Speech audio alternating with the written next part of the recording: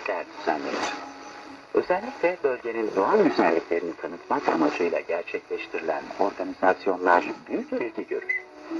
Festival boyunca yöresel yemekler tanıtılır, halk oyunları gösterileri yapılır ve geleneksel müzik dinletileri düzenlenir.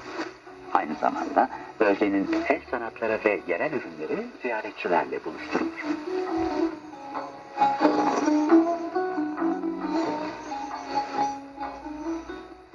Sevgili dinleyiciler, bugün dağların gölgesinde kurulan kadim bir şehirdeydik. Şırnak. Tarihiyle, doğasıyla ve kültürel birikimiyle bu şehri birlikte keşfettik. Program yapımcımız Zeynep Yıldırım, teknik öğretmenimiz Mehmet Ayçiçeği ve ben spikeriniz Orhan Yaşar. Bir sonraki şehirde buluşmak üzere efendim. Hoşça kalın.